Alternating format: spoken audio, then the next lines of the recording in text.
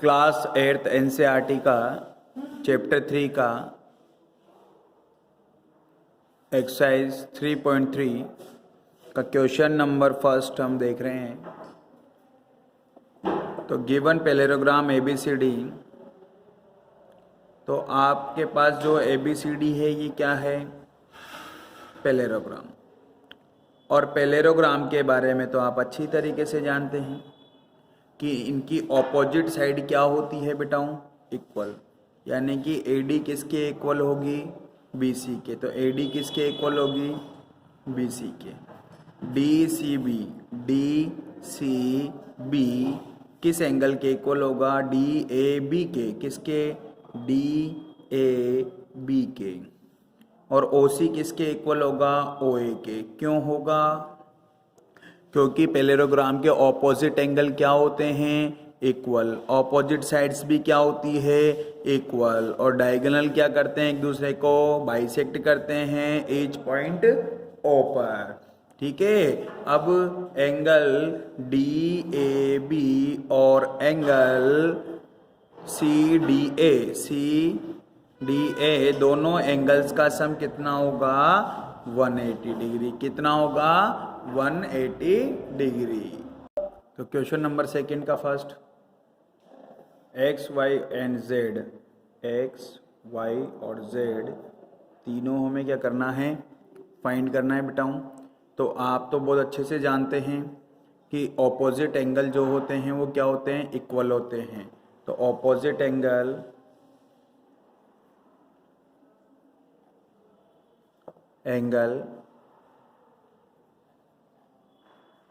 Are equal.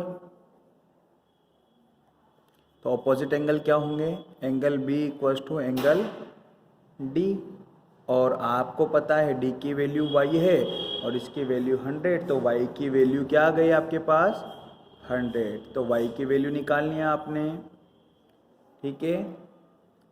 अब आप अच्छी तरीके से जानते हैं कि टू पैरेलल लाइन को कोई ट्रांसवर्जल लाइन इंटरसेक्ट करे तो टू एंगल का सम क्या होता है? 180। ठीक है। तो यहाँ पे एंगल, इसको आगे कंटिन्यू कर रहे हैं अपन। तो angle A plus angle B equals to क्या होगा बताऊँ? 180। क्या होगा? 180। किससे होगा ये? LP से, यानी लीनियर पेयर से। लीनियर पेयर क्या कहता है कि टू पैरेलल लाइन को कोई ट्रांसवर्सल लाइन इंटरसेक्ट करे तो टू एंगल्स का सम कितना होगा? 180। तो इसकी वैल्यू है Z, इसकी वैल्यू है 100 इक्वल्स टू कितना आ गया? 180। तो Z इक्वल्स टू क्या आया? 180 माइनस 100। तो क्या आया? Z की वैल्यू क्या आ गई? 80 डिग्री। आई नहीं आई? अब आपको X की वैल्यू फाइंड करनी है बेटाऊं।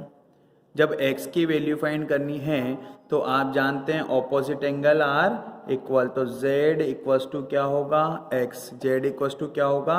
X equals to 80 degree. कौन से एंगल? Opposite angle. तो आपके पास X की वैल्यू आ गई, Y की वैल्यू आ गई एंड Z की वैल्यू भी आ गई। और ये आपका क्या हो गया? आंसर कंप्लीट हो गया। तो ये क्वेश्चन नंबर सेकंड क्या फर्स्ट क्वेश्चन आपने किया। अब हम इसका देखेंगे क्वेश्चन नंबर सेकंड। देखें, सेकंड है तो ये क्या है हमारे पास? पैरेललोग्राम। क्या है ये? पैरेललोग्राम। ये पैरेललोग्राम का साइन होता है बेटा। ठीक है। ये क्या है हमारे पास जो गिवन है? पैरेललोग्राम। तो parallelogram opposite angles are equal. तो वैसे तो अब देखो यहाँ पे कितना है? 50 और यहाँ कितना है? Y। ठीक है। इन दोनों का एड कितना होना चाहिए? 180। किससे? लीनियर पेयर से। तो LP यानी लीनियर पेयर से क्या किया आपने? 50 प्लस Y इक्वल्स टू क्या हो गया आपके पास? 180 डिग्री। क्या हो गया? 180। तो Y इक्वल्स टू कितना हो गया? 180 माइनस 50। तो कितना आ गया? 130 डिग्री। Y की वैल्यू आ गई। ऑपोजिट एंगल क्या होंगे? सेम। ऑपोजिट एंगल क्या होंगे आपके, सेम होंगे। तो angle y equals to angle x equals to कितना हो रहा है 130 डिग्री। ये कौन से एंगल हैं, ऑपोजिट एंगल। कौन से एंगल हैं ये, ऑपोजिट एंगल। और ऑपोजिट एंगल क्या होते हैं, सेम होते हैं। तो z equals to y equals to 130 degree vertically, sorry बताऊँ, अल्टरनेट इंटीरियर एंगल। ठीक है, अल्टरनेट इंटीरियर एंगल से क्या हो जाएंगे, इक्वल हो जाएंगे। ऐसा क्यों हुआ, क्योंकि देखो बेटा ये जेड की फॉर्म में बन रहा है।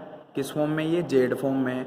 और कोई भी टू पैरेलल लाइन को ट्रांसवर्सल लाइन इंटरसेक्ट करे तो जेड की फॉर्म में जितने भी एंगल बनते हैं उन्हें हम अल्टरनेट इंटीरियर एंगल बोलते हैं। और ये आपस में क्या होते हैं, इक्वल होते हैं। ठीक है,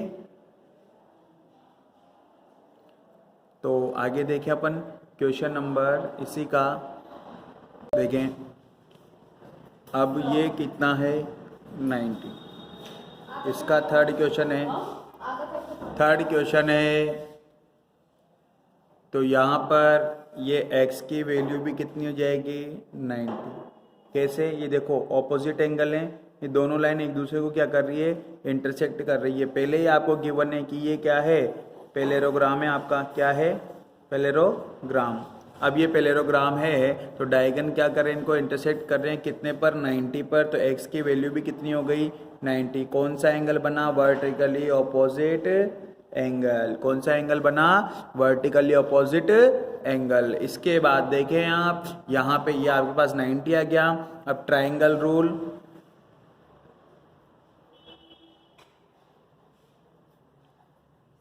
ट्राइंगल रूल क्या होगा बेटाओं, ट्राइंगल के 3 इंटरनल एंगल्स का सम कितना होगा 180। तो x plus y plus 30 equals to क्या है 180। और आपने अभी देखा x की वैल्यू कितनी निकाली हमने 90, y plus 30 equals to 180 degree.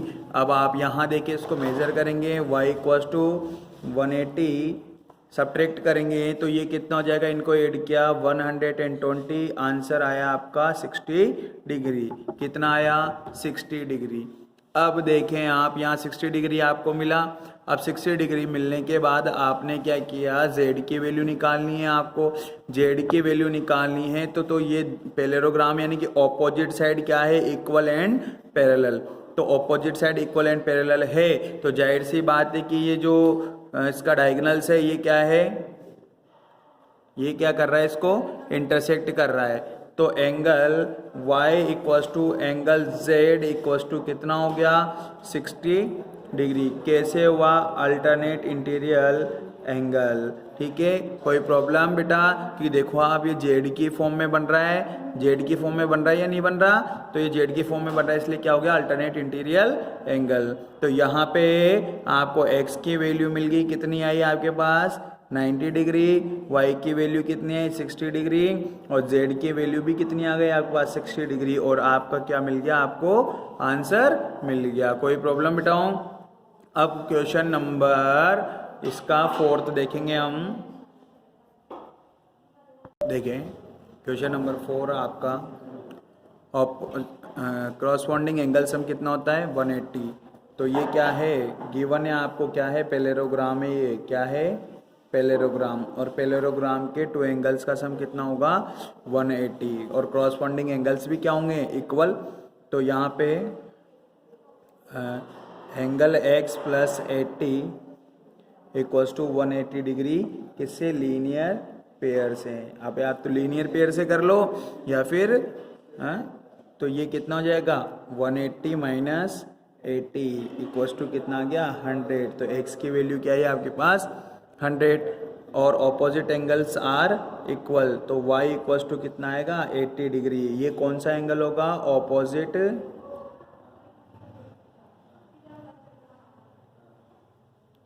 Angle. ठीक है, अब z की वैल्यू निकालनी है आपको। अगर आप देखें तो यहाँ अगर x 100 है तो ये भी 100 होगा। 100 180 में 100 माइन करेंगे ये कितना आएगा 80। लेकिन आप ऐसे भी कह सकते हैं कि क्रॉसपॉन्डिंग एंगल्स आर इक्वल, तो angle Z equals to 80 degree. कैसे आया? क्रॉसपॉन्डिंग एंगल, तो ये क्या होगा? Z इक्वल्स टू 80 यानी क्रॉसपॉन्डिंग एंगल, और क्रॉसपॉन्डिंग एंगल्स क्या होते हैं? इक्वल होते हैं। तो अपने क्वेश्चन नंबर 4 भी हमने कंप्लीट कर लिया। अब देखें आप क्वेश्चन नंबर 5। तो क्वेश्चन नंबर 5 बेटा हम सोल्व करेंगे। तो क्वेश्चन नंबर 5 देखो कैसे सोल्व करेंगे। क्वेश्चन नंबर 5 है हमारे पास, अभी सेकंड का ही चल रहा है बेटा, ठीक है।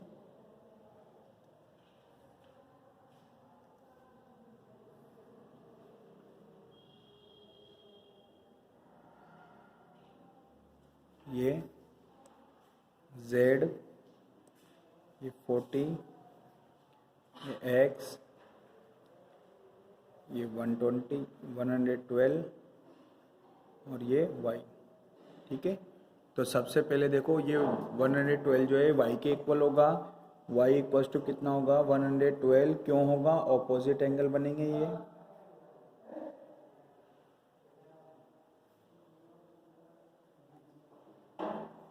और ऑपोजिट एंगल क्या होते हैं? इक्वल होते हैं। तो Y की वैल्यू आ गई आपके पास। अब आप अच्छी तरीके से जानते हैं ट्राइंगल रूल को, ट्राइंगल रूल, और ट्राइंगल रूल क्या होता है बेटा? ट्राइंगल्स के इंटर्न एंगल का सम कितना होगा? 180। कितना होगा? 180, ठीक है। तो ये Y की वैल्यू कितनी है आपके पास? यहाँ रखेंगे 112, 40 इक्वल्स टू 180। तो x इक्वल्स टू 251, ठीक है। कितना आया? 251 इक्वल्स टू 180। तो x इक्वल्स टू 180 माइनस 152। तो x इक्वल्स टू कितना आया? 10 में से 2 माइनस किए तो 8, और 7 में से 5 माइनस किए तो 2, यानी कि कितना है x की वैल्यू? 28। और आप तो पहले से पता है कि जो हमारे पास है गिवन, ये क्या है? पैरेललोग्राम है। अब पैरेललोग्राम अगर ये गिवन है तो जाहिर सी बात है कि एंगल x जो है, एंगल x जो है वो किसके इक्वल होगा? Z के इक्वल होगा, यानी कि 28 डिग्री होगा।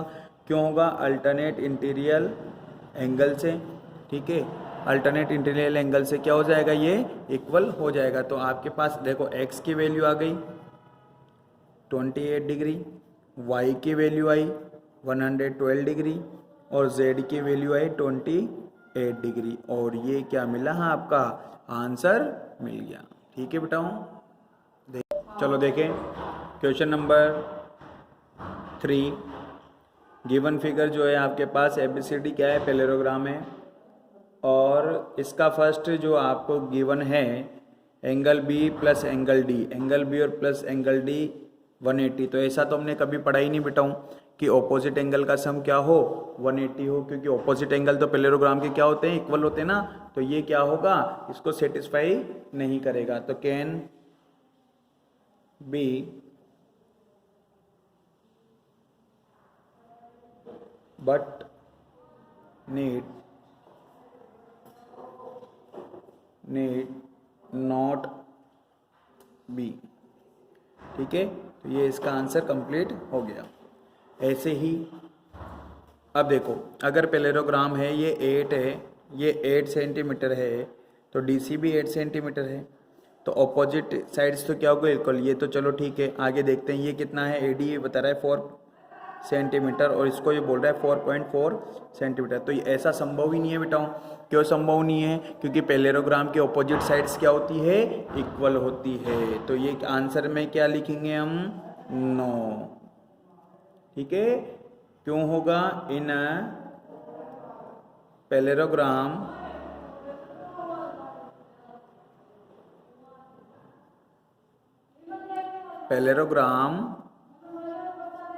opposite side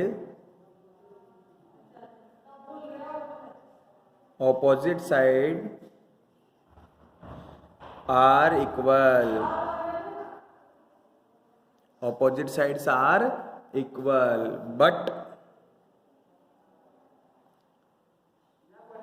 her AD not equals to BC, ठीक है। तो इसका आंसर आपके पास आ गया बेटाओ। अब आप देखें यहाँ पे थर्ड का देखें, तो थर्ड में भी आपसे कहा है एंगल ए अगर 70 है तो सी 65, तो ऑपोजिट एंगल क्या होते हैं, इक्वल होते हैं। तो इसका भी आंसर में क्या आएगा, नो। क्यों, क्या है,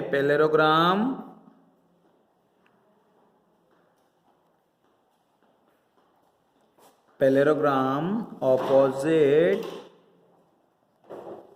एंगल आर इक्वल, ठीक है। और यहां पर तो क्या आ रहे हैं, ये angle A not equal to angle C, ठीक है।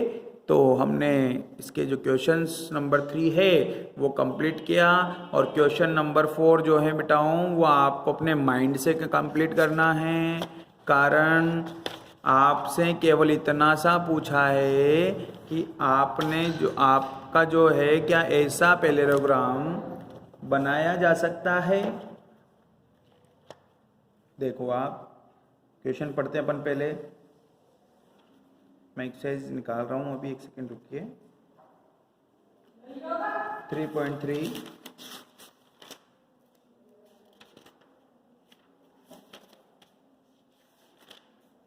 तो देखिए क्वेश्चन आपसे कह रहा है बेटा हूं,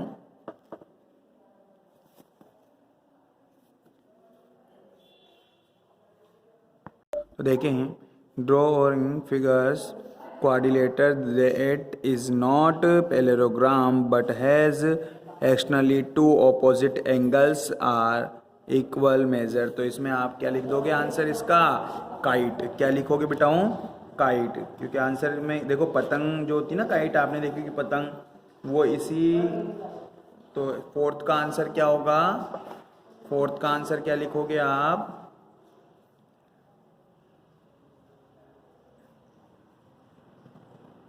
a kite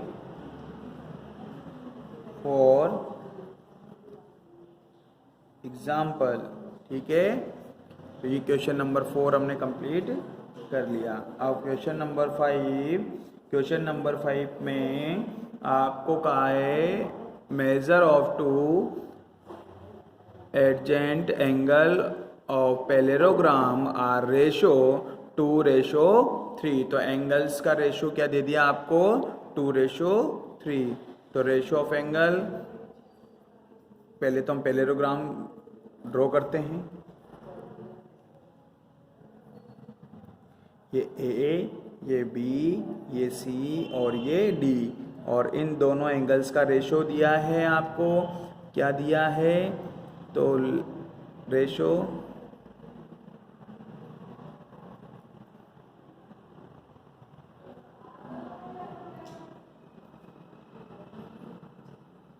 एंगल रेशो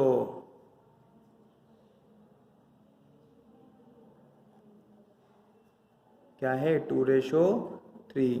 तो एंगल ए इक्वल टू क्या होगा, 2x, angle B equal to क्या होगा, 3x, ठीक है। तो ऑपोजिट एडजेंट एंगल जो होते हैं इनका सम कितना होगा, 180। पहले भी बताया हमने लीनियर पेयर से, तो लीनियर पेयर से हमने क्या किया, angle A plus angle B equal to क्या कर दिया, 180 डिग्री। कोई प्रॉब्लम। अब आप यहाँ देखें इसकी वैल्यू कितनी है, 2x, और ये कितना हो गया, 3x इक्वल टू 180, ये कितना हो गया, 5x इक्वल टू 180 डिग्री। तो x इक्वल टू कितना आ जाएगा, 180/5। तो ये 5 3 ज़ा 15, 5 6 ज़ा 30। तो x इक्वल टू कितना आ गया आपके पास, 36 डिग्री। तो एंगल ए की वैल्यू फाइंड करनी है, तो angle A, measure of angle A, तो measure angle A equal to 2x, तो कितना होगा, 2 × 36 यानी कि 72 डिग्री। क्या है आपके पास इसका आंसर, 72 डिग्री। अब आप आगे देखें, तो एंगल बी फाइंड करें, तो बी की वैल्यू क्या है, 3x, तो 3 × 36, तो क्या आ गया, 108 डिग्री।